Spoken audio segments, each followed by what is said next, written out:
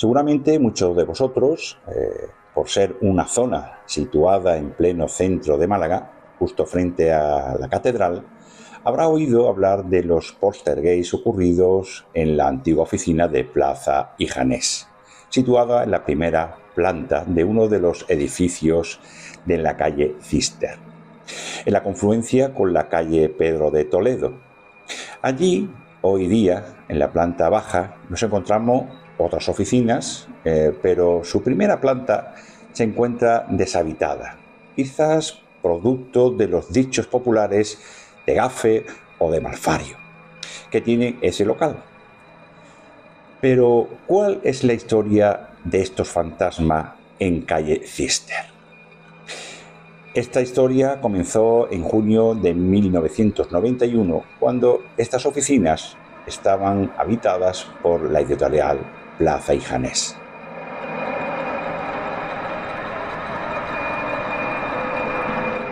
Sin embargo, pronto se dieron cuenta de que, lejos de ser un fenómeno natural, algo más extraño parecía ocultarse tras aquel suceso. De repente, ceniceros y cuantos objetos móviles de menos tamaño habían en la oficina comenzaron a volar por la habitación y estrellarse en las paredes como si alguien o algo estuviera arrojándolos. Los teléfonos comenzaron a sonar de repente, las puertas se abrían y se cerraban y los archivadores y las cajoneras se abrieron.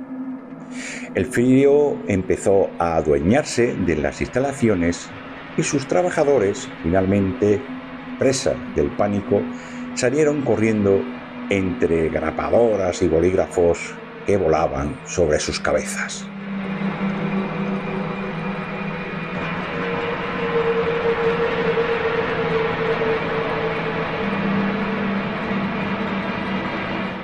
Las leyendas del cementerio son conocidas por la mayoría de los malagueños. Muchos de los supuestos fenómenos extraños que dicen que ocurren en dicho cementerio, algunos de ellos son nombrados por el escritor José Manuel Frías en su libro Málaga Misteriosa, que dice que diversos vigilantes de seguridad decían haber visto una mujer vestida de novia, que no era una persona física, sino como una imagen espectral que vagaba por el cementerio. Dicen que investigadores que la tumba de esa mujer se llamaba Carolina Hergé y que falleció en 1928 por una granulia pulmonar originada por un mal de amores debido a que su novio la dejó plantada en el altar. Otros dicen que ella vengaba la muerte de su novio, que falleció a la semana de morar la chica en un accidente.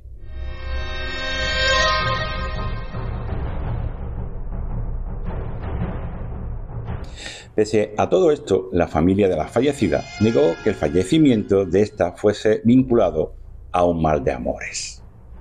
Pero hablemos de la tumba del niño Antoñito. Este es uno de los casos extraños más conocidos del cementerio. José Fernández, quien era encargado de la capilla en noviembre de 1985, tuvo la necesidad de pasar algunas noches en el interior de esta. Una de las noches oyó el lamento desolado de un niño de corta edad y cuenta que prestaba más atención porque seguía oyendo cómo pronunciaba mamá, mamá. Estaba tan seguro de lo que oía que siguió los lamentos hasta ubicarlo en el interior de un nicho. A la mañana siguiente consultó los registros de la defunción y descubrió que en aquel nicho reposaba los restos de un niño fallecido con 2 años de edad llamado Antoñito.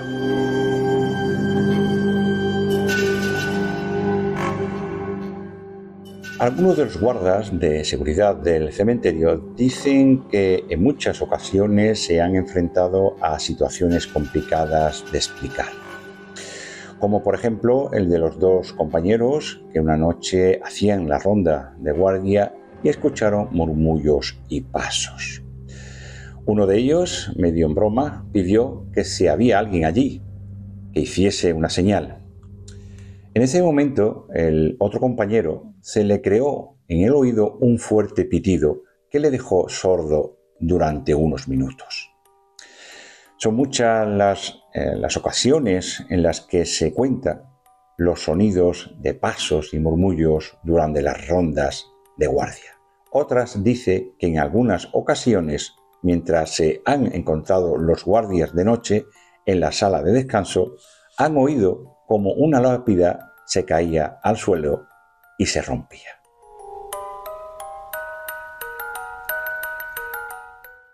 Pero lo más extraño es cuando salían para corroborarlo. No había ninguna caída y cuando volvían a la sala de descanso se volvía a repetir el mismo sonido de una lápida cayendo y haciéndose añicos. Otra curiosidad es la de la vigilancia que, esperando su turno de ronda, llamó a su mujer por teléfono.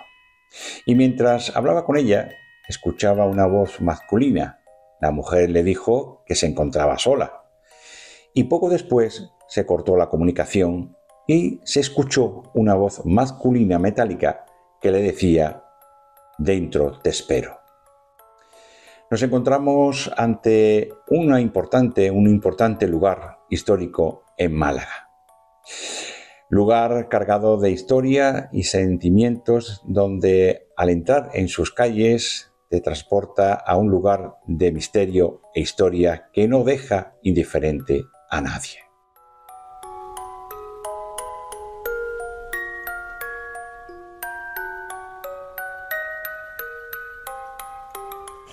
Buenas noches y bienvenido a La Luz del Pasillo.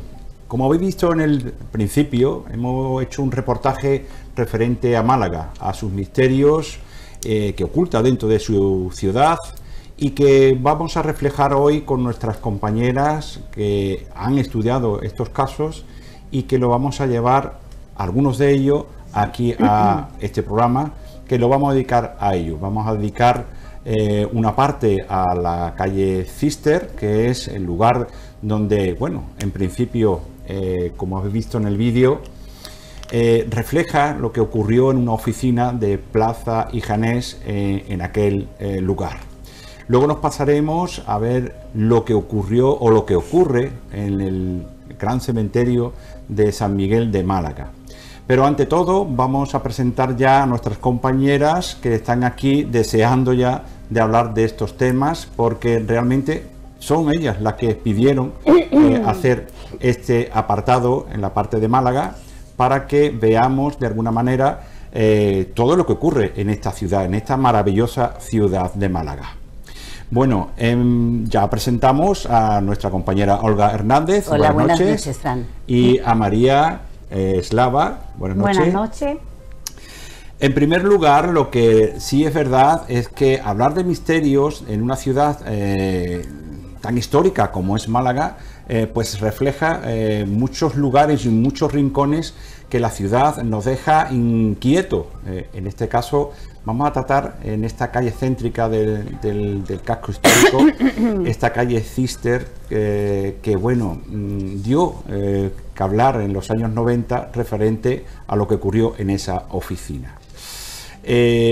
Para empezar, referente a este tema del lugar donde se hacía Plaza y Janés, que era la editorial esta, puso en vilo a más de un trabajador dentro de estas oficinas. Pero ¿creéis que es una leyenda, es una realidad referente a lo que ocurrió allí? Yo creo que es una realidad total. Hubo muchos testigos. Vamos, fíjate si hubo testigos, que hubo hasta un sacerdote de testigo, o sea que, y muchos trabajadores de allí, o sea, de leyenda nada, fue realidad. Esa planta actualmente está vacía. Y cada cosa que ponen allí no va, no funciona. Tampoco María. quiero. Lo que pasa, Fran, que siempre que se comenta algún fenómeno paranormal, siempre hay dos versiones. Y es verdad que yo he encontrado versiones diferentes del mismo lugar. Es decir, una de las versiones era que una trabajadora, María Luisa, estaba fuera cuando escuchó ruidos dentro y que allí no había nadie. Cuando hay otra versión que dicen que había dentro unos trabajadores dando un curso a los empleados en ese momento, que yo creo que es el más creíble de los dos, porque en realidad ella era una trabajadora de la catedral, no del edificio, pero realmente dicen que estaban dando en esos momentos un curso y que hubo muchísimos testigos de lo que ocurrió. Y yo digo como Olga, yo creo que esto fue real, no fue una leyenda. Lo que pasa es que siempre se tiende a exagerar, no los testigos del lugar ni de los que estuvieron allí, sino más bien la gente que le llegan de oída, son los que tienden a exagerar un poquito los temas. Bueno, yo creo que si estamos hablando de realmente un solo sitio, porque es una oficina, la planta número 1, ¿por qué en otro sitio del edificio no ocurre? Porque está concentrado allí el foco del suceso paranormal. Hay puntos en una casa donde se puede dar, en cualquier casa se puede dar un fenómeno paranormal y en la habitación de al lado no. Siempre hay donde está el foco, donde hay un punto determinado que es donde puede haber un portal abierto, puede haber cantidad de cosas que es donde parte el tema. En este caso fue en toda la oficina. Yo no tengo la misma versión que María. La versión mía es que estaban los trabajadores como cualquier otro día, un 6 de junio, trabajando y empezó como si fuera un terremoto, a unos ruidos horrorosos y a volar grapadoras y a abrir cajones, la luz, los archivadores también, los archivadores, en fin, y estaban muertos de miedo de lo que estaba pasando allí, luces que se encendían y se apagaban, salieron corriendo de allí. Incluso te decía lo del sacerdote antes porque estaban tan cerca de la catedral. Olga, ponte bien el pelo ahí, es que da en el micrófono. Sí. Sigue, perdona. Y estaban tan cerca de la catedral que decidieron hasta ir a buscar un sacerdote que echara agua bendita allí, y el mismo sacerdote salió pitando. O sea que los fenómenos se daban y duraron 3 días. O sea que no fue un ratito, fueron 3 días. No sé si es la versión que tienes tú. No, yo sobre el tiempo no, Olga. Lo que pasa que sí, que una dice que escuchó lo que he comentado antes, ¿no? Que escuchó el ruido desde fuera y que dentro no había nadie. Pero luego yo he buscado otra cosa, ¿no?, para contrastar la noticia. Este escrito por José Manuel García Bautista, que hace una investigación, la verdad, que de aquí le mando un beso, que aseguran que estaban dando un curso dentro a los trabajadores, 2 compañeros de empleados de la editorial. Y lo que tú comentas, Fran, de que si ocurre todo en una planta y por qué en el resto de plantas no, porque esto es así. Estas cosas son así. Yo cuando vivía en casa de mis padres, yo como siempre he dicho cuando he escrito los libros, ¿no?, había tres puntos que eran terroríficos, que eran mi habitación, el pasillo y el de mi madre. Ya está. Luego por los demás sitios se escuchan ruido, pero ese era el portal donde ellos se movían. Para que ocurra exactamente lo mismo. Claro. Incluso uno de los trabajadores, según la versión que yo tengo, llamó a la central a Barcelona y les dijeron iros de ahí inmediatamente. O sea que a partir de ahí se vació las oficinas. ¿Y a qué es debido estos fenómenos? ¿Hay algo que mueve precisamente en esa planta algo diferente a otros sitios? Pues en este caso yo no tengo conocimiento de qué es lo que lo provocó. Había mucha gente allí, yo no sé si alguien... Normalmente cuando hay un poltergeist, que es exactamente lo que pasó, cuando hay movimiento de objetos y todo esto, son poltergeist. Son personas las que lo provocan. Pero no tengo conocimiento de quién había allí, de si alguna persona estaba en un estado alterado de conciencia, que es lo más normal. No se tiene constancia de esto, pero suele ser por esto, por alguna persona en un estado un poco alterado de conciencia o varias, una o varias. Yo creo que cuando hablamos de este tipo de fenómenos, como es el poltergeist, muchas veces hay vídeos de seguridad que nos muestran también esos movimientos, porque bueno, nosotros ya pusimos una vez aquí esas sillas que se mueven solas, esas archivadores que se abren, esas puertas que se abren, se cierran. ¿Quién lo provoca en ese momento? Porque ahí no hay nadie. Pues allí hay una impregnación de un espíritu que está reclamando algo.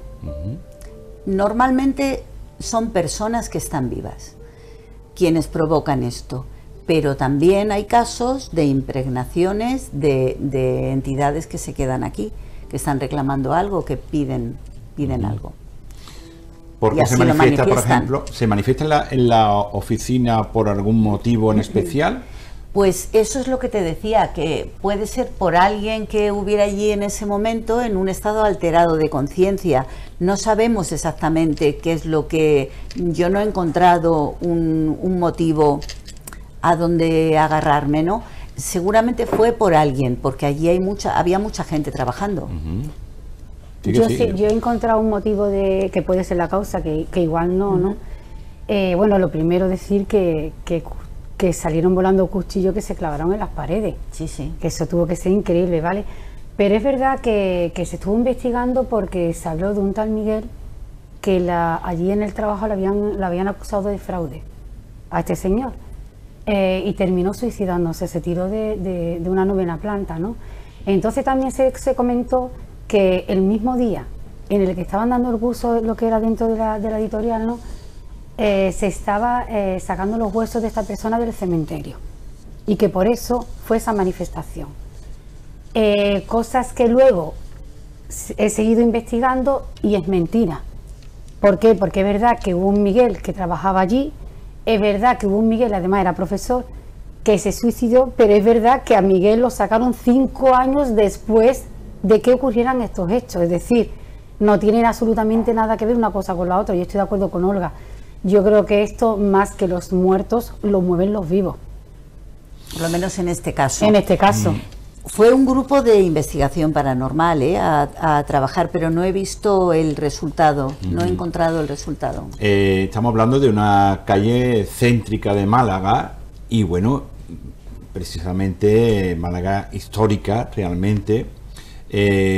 No tiene por qué ser de ahora, ¿no? Esos fenómenos, ¿no? Pueden estar provocados por otra cosa anterior a lo que pueda, yo qué sé, por ejemplo, que no pueda ocurrir hoy, sino hace ya muchísimo tiempo y se estén ahora manifestando. Es que sabe lo que pasa, perdona que te interrumpí, Olga. Es que lo que pasa que aquello era un solar donde se hizo una nueva construcción, ¿vale? Ahí donde yo iba. Pero es verdad, hay que decir que aquello era un convento, el convento de Cister, ¿no? Y luego también fue un monasterio. Y todo el mundo sabemos el sufrimiento y las cosas que se padecen en esos sitios. Pero, Fran, es que yo vuelvo a estar de acuerdo otra vez con Olga, que el poltergeist, en este caso, no viene en relación a eso. Si hubiese otro tipo de movimiento, apariciones y cosas así, yo te diría, mira, tiene que ver con el convento, tiene que ver con el monasterio. Pero ese tipo de movimiento no sé decirte si eso viene de... No tiene una definición muy clara. Yo creo que no. De lo que está ocurriendo allí. No soy una experta en el tema, pero creo que no. Se han abierto varias vías para estudiar este caso, ¿no? Y que, bueno, todavía no se ha llevado a una conclusión concreta. No se ha llegado a una conclusión concreta.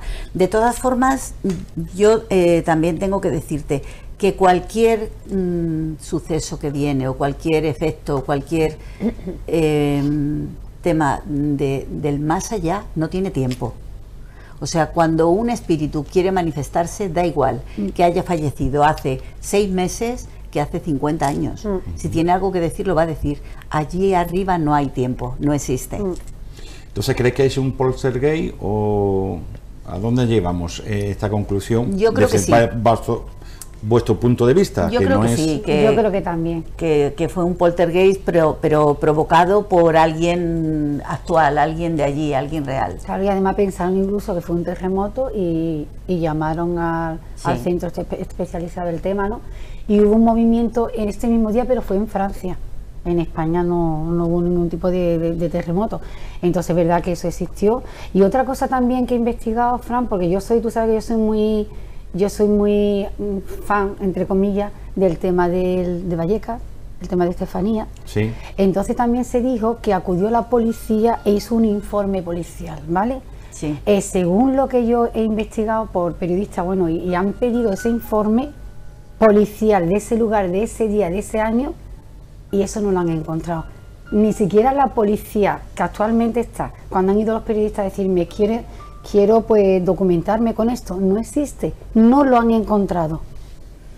Entonces, que existió, que lo hicieron, pero ha desaparecido. No es como el tema del informe que hicieron en el caso Vallecas, que ese está ahí.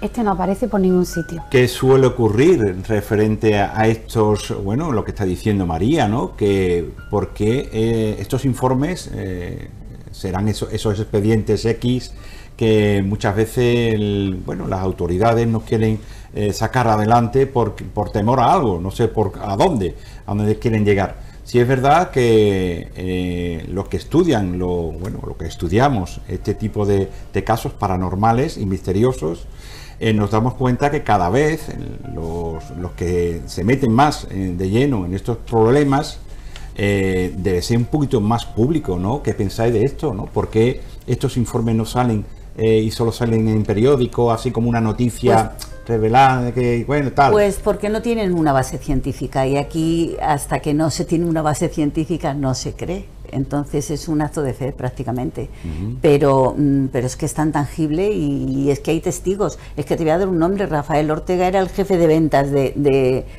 allí, estaba trabajando allí, fue el que llamó a la central y el que dijo, bueno, ¿qué hacemos? Y dijeron salir de allí y ya está, a los 3 días, ¿no? O sea, es que hay muchos testigos, es que no todo tiene que tener una base científica, hay que abrir un poquito más la mente. Exactamente, un poquito más ese abanico que nos dejan. Gracias a Dios se está haciendo, ya la ciencia está entrando en esto, desde las ECM hasta tantas cosas, ¿no? Está entrando porque ya hay científicos que demuestran efectivamente, estos casos. Es que claro, es que cada vez hay más, y médicos y testigos, ¿no? Directos de... Sí. Claro, es que ocurre muchas veces que nosotros tenemos algún caso que no podemos contar por miedo o por vergüenza o qué dirán, o entonces muchas veces salen muchos casos que ocurren, ¿no? A nosotros nos lo cuentan personalmente, pero luego lanzar ese problema que tiene una familia o que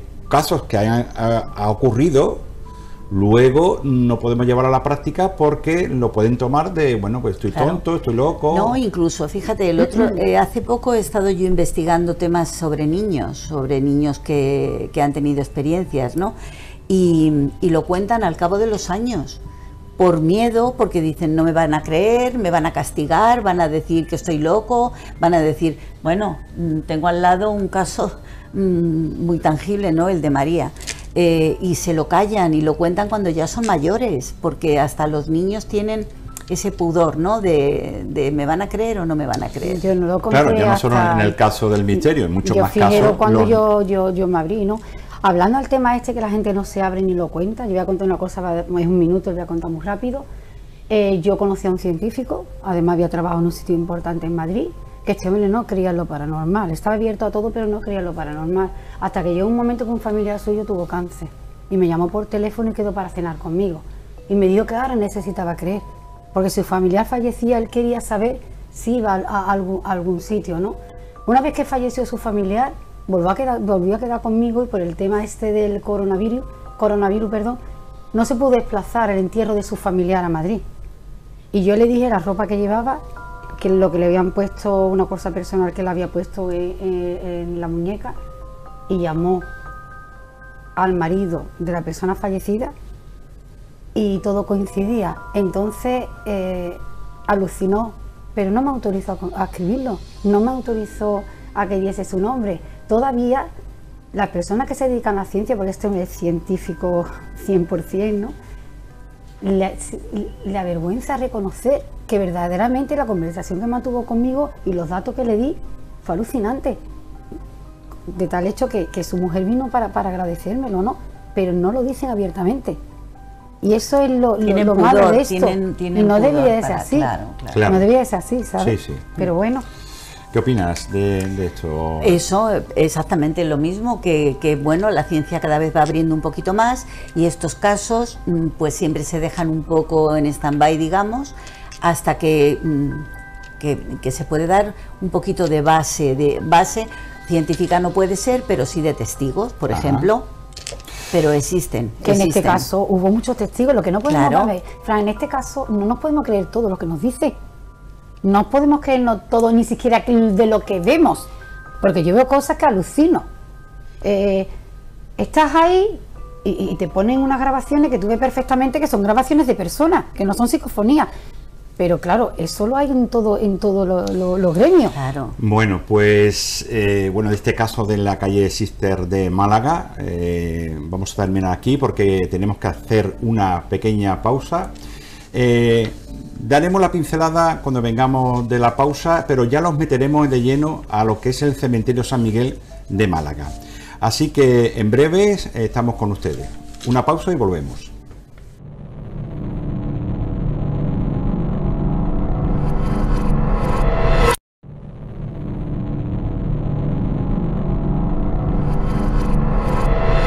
Bueno, pues después de la pausa seguimos con este misterio que nos ha llevado a la calle Sister de Málaga, al centro de esta ciudad tan maravillosa.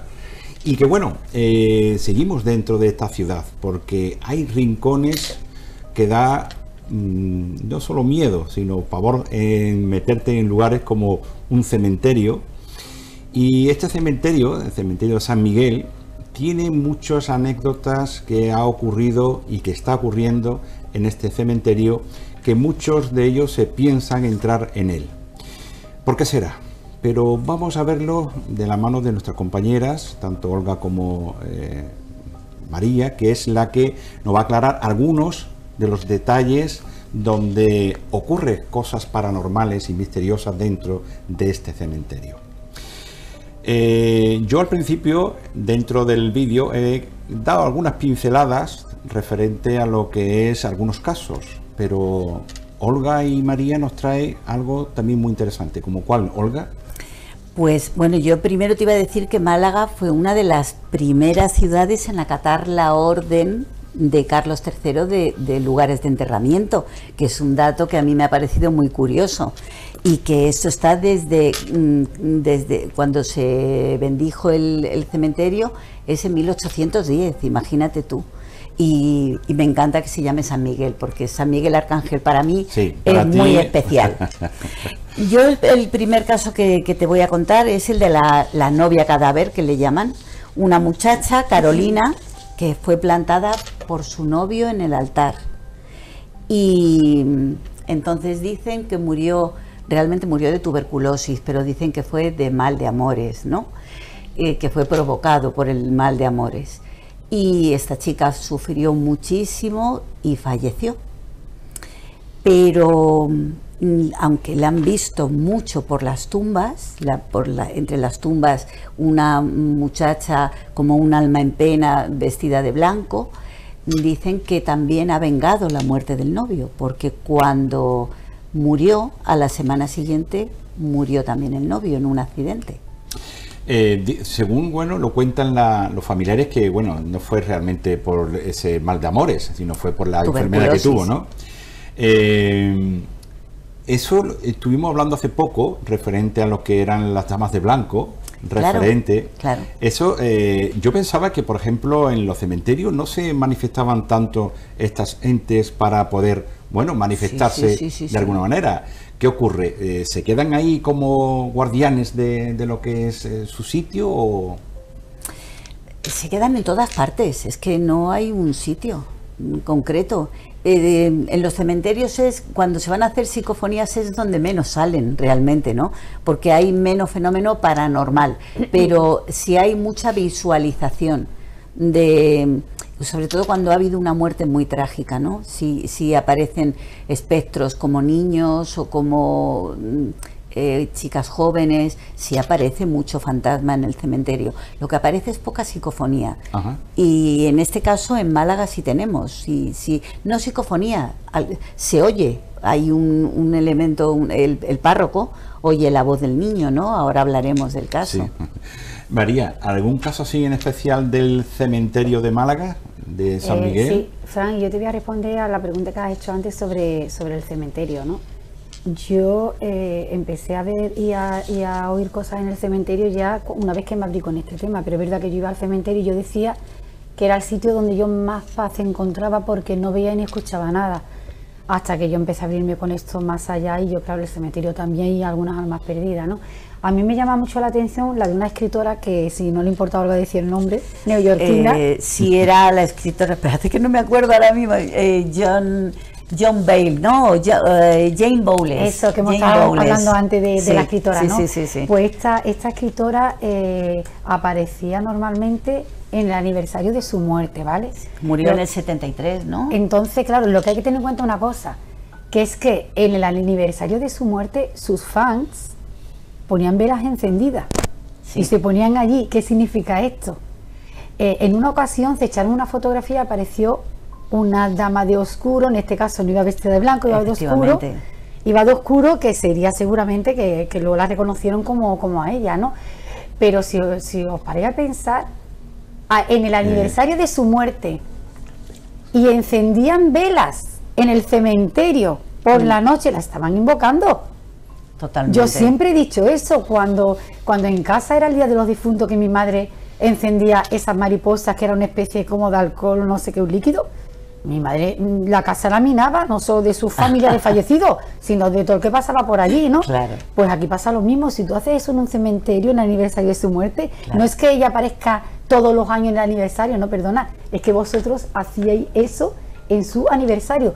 Ella se podía manifestar en cualquier momento, no tiene por qué ser cada vez que se cumpliese. Claro, entonces iban allí y lo que hacían era que la invocaban. ¿Sabéis una cosa? Sí. ¿Sabéis que hay algunos ayuntamientos que hacen visitas nocturnas en los cementerios y que, bueno, van buscando de alguna manera sacar fruto de esos misterios que hay dentro de esos cementerios? Es que los cementerios son tan bonitos, es que ornamentalmente y tienen... A mí el que más me impactó es el de Argentina. ¿Sí? Eso es una maravilla. Bueno, y hay uno en Galicia, Buenos Aires, que yo no lo conozco, es de los mejores cementerios que hay en el mundo. Y Fran, ¿tú te acuerdas en una ocasión que hicimos un programa de radio que estuvo súper interesante?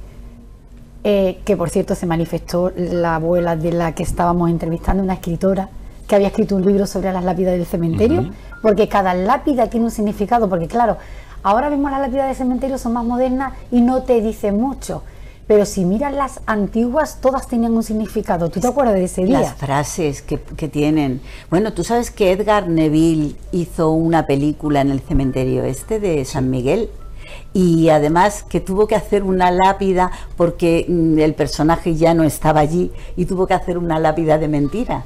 Hay maravillas, en lápida hay maravillas. Sí, bueno, sí, pero sí, no los vamos a despejar porque yo tengo muchas cosas interesantes sobre el cementerio de Málaga, de San Miguel, donde, bueno, hay un capellán allí, o ¿qué ocurre con ese capellán? Pepito. Que se te ponen los vellos de punta.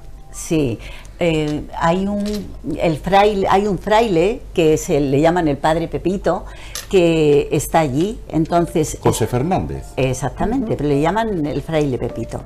Entonces, este hombre tenía en obras su casa, estaban haciendo obras y decide quedarse en la capilla. Y una noche a las 2 de la mañana empieza a escuchar voces que dicen mamá, una voz de un niño que empieza mamá, mamá. Él cree que son gatos que están por allí, sale y sigue la voz, sigue escuchándola, sigue la voz y le lleva hasta la lápida de un niño, Antoñito, que murió con 2 añitos, creo que fue una muerte con una agonía muy mala, murió de leucemia. Muy trágica también. Muy trágica. Y entonces pues se queda atónito, empieza a contarlo y... incluso va a una vidente a contar el tema y la vidente le dice que el niño quiere caramelos, que quiere chuches, que le ponga pues cosas allí. Él lo cuenta y a partir de ahí la gente empieza a llevar caramelos, chucherías, ropita de bebé. Incluso dicen que ven a un niño corretear por allí con ropa antigua, ¿no? y por la mañana los caramelos están desenvueltos y con mordisquitos de dientes muy pequeños. Mira, Olga, bueno, cada vez que visitas un cementerio por algunas razones, bueno, pues la zona donde se suelen enterrar a los más pequeños, se suelen adornar con muñecos, con golosinas. Al principio yo no entendía el por qué se le ponía su muñequito, su elfo, su peluche favorito, sus caramelos, pero cuando ya indagas dentro de este mundo, te estás dando cuenta de que esas almas están pidiendo cosas. Cada vez que vayáis a un cementerio y veáis cosas así, ¿qué hay que hacer? Hay que rezarle, hay que ayudarle de alguna manera. Lo que te resuene. Hay que hacer lo que te resuene. Es como a veces me preguntan, ¿qué debo hacer? ¿Debo poner una vela? ¿Qué te resuena a ti? Lo que te pide el cuerpo. ¿Qué te pide? Si todos son señales, si es que solamente hay que poner la intención de escuchar. Entonces, ¿que te pide poner caramelos? Pues ponle caramelos. ¿Que te pide una meditación o rezar? Pues hazlo. Si es que lo que ese espíritu te llegue y te mande, ese mensaje que te mande. Claro. Hay otra niña en el cementerio, ¿eh? Sí, vamos a seguir contando más cosas. Que se ve es que el cementerio da para mucho. Da para mucho. Bueno, pero claro, yo quiero que también me cuente alguna historia, María. Y nuestra portada, que la hiciste tú de mi libro, está hecha en el cementerio, ¿eh? Que es preciosa. Pedí permiso, me lo concedieron y Fran hizo mi portada en el cementerio. Preciosa. Muy bonita. Es cierto. Tuvimos éxito en esa portada. Tuvimos éxito con esa portada, la verdad que sí. Bueno, y la modelo me encanta. Bueno, cuéntanos, María, algo sobre el Pues lo del tema de la niña que estaba comentando Olga, es una niña que a los pocos años de nacer nos falleció en un accidente de tráfico. Pero a esta niña, cuando iban al cementerio, Fran, lo que se dedicaban las personas eran parejas a pedirle, le ponían cartas en la tumba para que esas parejas pues no se rompiesen. Y es una cosa curiosa, porque la niña en realidad, porque esto lo hace con la novia cadáver y tiene un sentido, pero hacerlo con una niña que a los pocos años había muerto en un accidente de tráfico, llevarle, escribirle cartas para que esa pareja siguiera, no le encuentro mucho sentido, la verdad. No sé por qué hacían esas cosas, no sé si Olga tiene lo mismo, pero... Yo tengo lo mismo que tú. Es que decían que resolvía. La veían, vestida de blanco a la niña y andando como siempre hemos dicho. No se le ve los pies como si estuviese flotando. Lo que es un espectro. Y decían que resolvía problemas de pareja. Entonces todo el mundo le dejaba cartas allí como pidiéndole ayuda. Altar. Sí. Exactamente. Exactamente. Claro, un altar, un ritual que se le hace Eso es. Pero fijaros bien, ¿quién vive todo esto? ¿Quién son los que viven realmente la noche dentro de un cementerio? Los párrocos. Son los párrocos o los servicios de seguridad. Que antiguamente eran los párrocos. Ellos también tienen mucho que contar dentro de esto. Mucho. Cosas, lápidas que se caen cuando luego llegan al sitio y no está la lápida rota ni nada y se escucha. Y ellos lo pasan también muy mal, ¿no? Hay casos de seguridad dentro de lo que es este cementerio de San Miguel, de llamadas de teléfono, que se escucha una persona, por lo visto hay un caso de que un seguridad llama a su mujer antes de entrar en el turno y escucha como una voz masculina y le dice a su mujer que no hay nadie que está ella sola. Pero al momento se corta la comunicación y se escucha una voz diciéndole: aquí te espero, ¿no?, a este seguridad. O sea, algo bastante extraño, ¿no? Que también se pueda comunicar estos entes mediante vías telefónicas, como está ocurriendo hoy en día. Eso ocurre de eso ha habido muchísimo, de llamadas de teléfono y de llamar una persona que ha fallecido y un familiar recibir esa llamada 2 horas después de haber fallecido. Claro, lo que pasa es que ahora 2 horas después nosotros tenemos un caso que lo tratamos también en radio, que fue morir una persona y a esa persona, bueno, le llamaban de una manera y escuchar el mensaje y decir el nombre y decir está bien. O sea, no voy a decir nombre porque no quiero revelar tampoco a la persona, pero... Lo que pasa, Fran, que ahora esto se está hablando. Esto ya no se está escondiendo como antiguamente se hacía. Todavía hay mucha gente que no lo cuenta, no como yo, que lo he contado hace 8 años y llevo muchos años callándolo, ¿no? Pero hay muchísima gente que ya lo cuenta y no se avergüenza, y a mí esto, oye, me gusta. ¿Por qué? Porque estamos dando esperanza a muchísima gente que han perdido a familiares. Es el caso que está pasando con la noticia última de Ana Obregón. Ana Obregón, ¿no? Y Paz Padilla, bueno, que eso lo que han contado es increíble. Pero bueno, que a mí no me ha sorprendido, porque yo sabía perfectamente que estas cosas ocurrían. Nosotros hemos vivido de antemano. Yo lo he vivido en primera persona y entonces, claro, cuando tú lo vives, entonces a ti no te sorprende, pero es verdad. Vamos, de hecho, Eldo Linares estuvo con nosotros en ese programa, o sea, intentando buscar soluciones, vamos, y nos lo dijo lo que estáis ustedes hablando, ¿no? Es una forma de comunicarse, de comunicación. Ellos se comunican, y que lo diga Ana Obregón y Paz Padilla, pues imagínate, porque ellas son 2 personas conocidas, muy conocidas. Pues imagínate hasta dónde llega. Y está muy bien que lo digan. Está muy bien que lo cuenten y que lo digan, pero que eso ha ocurrido siempre. Bueno, más casos dentro de he contado así uno rapidito, el de la seguridad, pero algún caso así en especial. Don Eliseo. Yo ahora mismo lo que te digo, que el párroco a día de hoy sigue diciendo lo mismo, y el párroco es el que más cosas ha vivido allí en ese cementerio. Y aparece también otro, el anterior, don Eliseo, el párroco anterior ya fallecido, y le confunden a veces con el párroco, el fraile Pepito, que el último, ¿no? Y claro, ven que no es él, y es el párroco anterior que se ha quedado allí, su esencia, y entonces se aparece entre las tumbas y se le puede escuchar y ver. Incluso hay muchas interferencias, los vigilantes dicen que hay muchas interferencias telefónicas, que se vive el fenómeno. Este cementerio ya no recibe enterramientos, se ha quedado como columbario desde el 87, pero es impresionante todo lo que se vive allí. Tenemos que temer ir a un cementerio con esta idea. Yo voy a un cementerio, mucha gente no quiere entrar a los cementerios. En absoluto. Tú sabes que decía mi abuela que hay que temer a los vivos. Decía. Totalmente. No, de verdad. Y es el cierto. Cementerio no, porque el cementerio allí ellos no van, si hay algunos no. Nada, allí hay paz.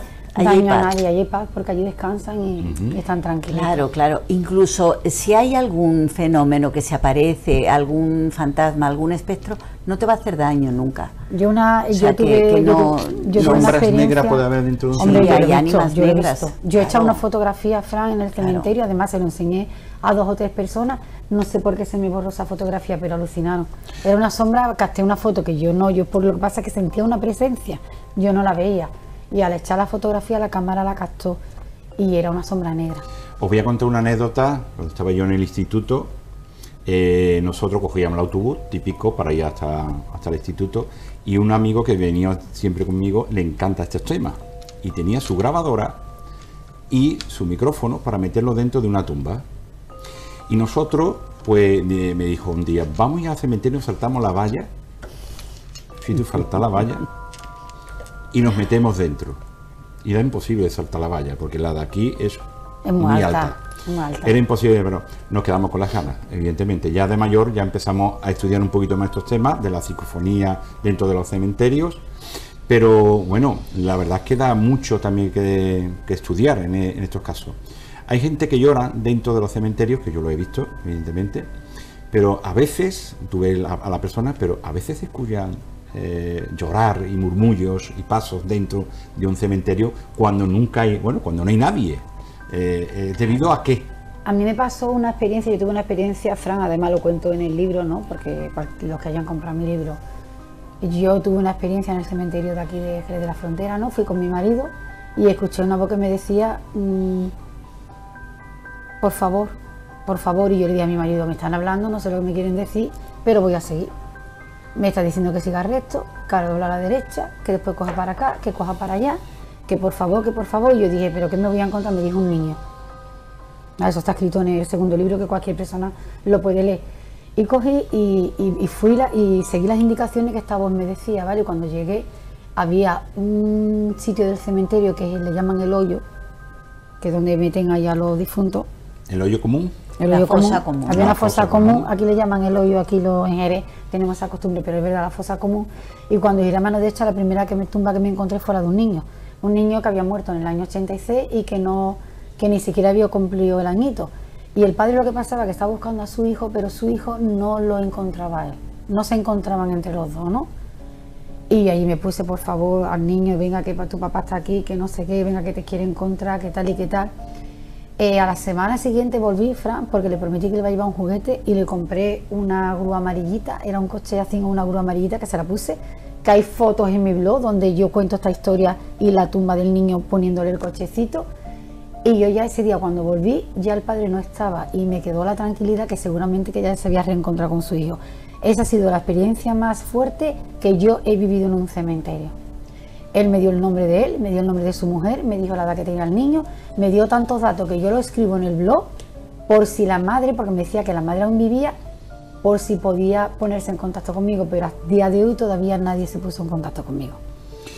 ¿Creéis que los cementerios, o qué opináis de estos cementerios, en este caso en el que estamos hablando de San Miguel de Málaga? ¿Creéis que, puede ocurrir en cualquier otro pueblo, otra ciudad?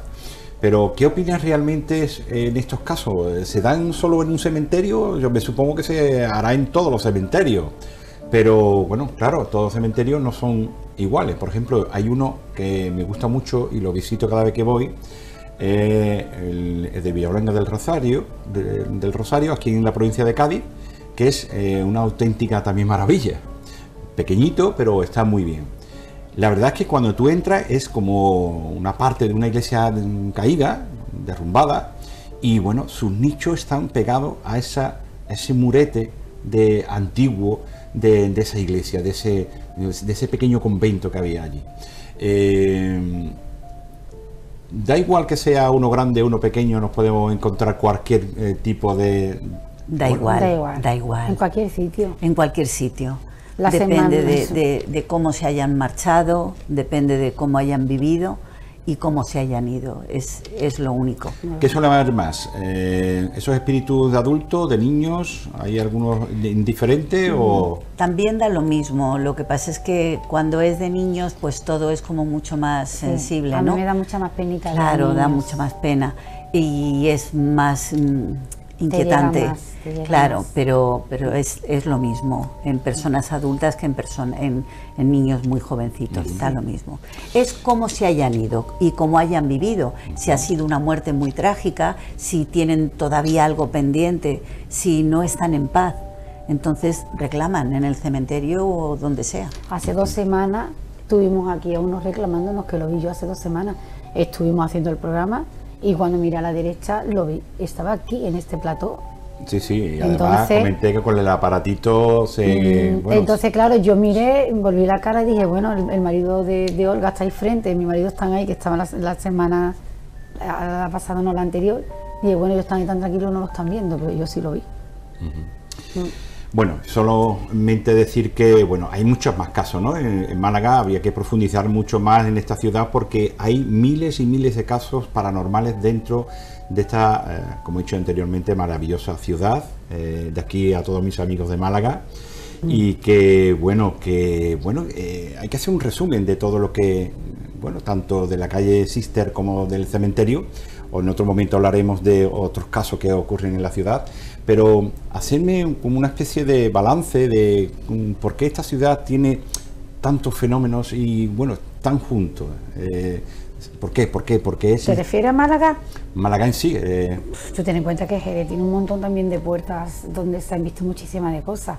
Cádiz, increíble también. Yo creo que cada municipio, cada sitio tiene... En todas partes. En todas partes. Para mí en todas partes. Sí. Que Málaga tiene varios, pero si te vas a Cádiz... No, ya Cádiz ya es algo increíble, Fran, y allí hemos estado nosotros ¿verdad? En la catacumba y yo grabé una psicofonía que yo lo que estaba era con el teléfono allí curioseando y tú viste lo que yo grabé. Es que cada sitio tiene su espíritu y sus almas y su... No tiene por qué haber más en un sitio que en otro. ¿Qué me cuenta? Pues te cuento lo mismo, que en todas partes hay fenómenos, que esto enriquece mucho a las ciudades, que por lo menos para mí, o sea, que tengan una historia paranormal, pues también dice mucho, ¿sabes? Dice mucho de la historia de la ciudad. Y hay casos muy bonitos, y muy románticos y dignos de que salgan a la luz.